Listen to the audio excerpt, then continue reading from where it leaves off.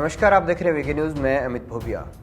अगले 48 घंटे महाराष्ट्र की राजनीति के लिए बहुत ही अहम हैं। इतने अहम कि इससे ही तय होगा कि भविष्य में महाराष्ट्र की राजनीति का ऊंट किस करवट में बैठेगा।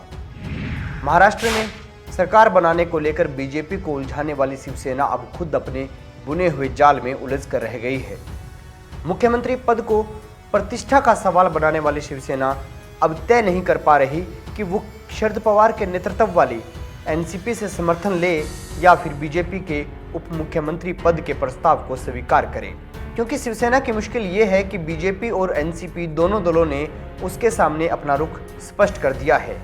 बीजेपी उसे किसी भी कीमत पर सीएम पद नहीं देना चाहती और इसका फैसला वो कर चुकी है, और वहीं एनसीपी भी शिवसेना को कह रही है कि पहले बीजेपी से सियासी तलाक लो, फिर समर्थन देंगे।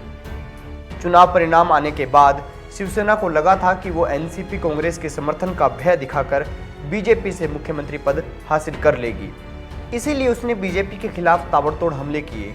लेकिन बीजेपी ने पहले ही दिन साफ कर दिया था कि वो लंबे समय से अपनी सहयोगी पार्टी शिवसेना को किसी भी हालत में सीएम पद नहीं देगी। वो अब भी अपने इस रुख पर कायम है। वैसे मोदी और अमित शाह की राजनीति में एक बात खास है कि वे वर्तमान से ज्यादा भविष्य की राजनीति को लेकर चलते हैं। यही कारण है कि वे अब शिवसेना को छोटे भाई की भूमिका में ही रखना चाहते हैं। शिवसेना की रणनीति को पहला झटका उस वक्त लगा जब एनसीपी ने समर्थन हासिल करने के लिए उसके सामने एनडीए से नाता तोड़ने की शर्त रखी। पहले शिवसेना बीजेपी पर दबाव बनाने की रणनीति को लेकर चल रही थी, लेकिन पवार साहब के इस बयान के बाद शिवसेना अब अपने आप में उलझ कर रह गई है कि वो क्या करे, किसके साथ जाए। नई सरकार के गठन को लेकर शिवसेना को अपना रुख साफ करना बहुत जरूरी है। उसे यह तय करना होगा कि नई परिस्थिति में वे फिर से बीजेपी के साथ रहेगी या फिर एनसीपी और कांग्रेस को सत्ता के लिए नया साथी बनाएगी। मुश्किल ये है कि बीजेपी शिवसेना को साथ लाने के लिए कोई सम्मानजनक रास्ता नहीं दिखा रही, यानी शिवसेना अब आना भी चाहे तो वो कैसे साथ आए। पहले तो उसने बीजेपी पर ताबड़तोड़ हमले किए, मुख्यमंत्री पद की जिद की। अब उसी बीजेपी को गले लगाना और उप मुख्यमंत्री पद का प्रस्ताव मान लेना, ये शिवसेना की छवि को नुकसान पहुंचाएगा।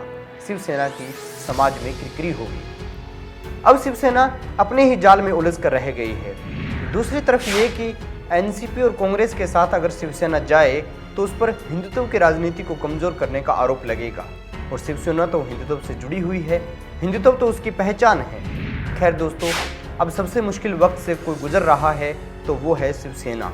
महाराष्ट्र में चल रहे इस सत्ता संग्राम में अगले 48 घंटे सबसे ज़्यादा अहम हैं। राज्य के विधानसभा का अगला कार्यकाल 8 नवंबर को खत्म हो रहा है। ऐसे में शिवसेना के सामने अपना रुख साफ करने के लिए महज 48 घंटे से भी कम का वक्त बचा है।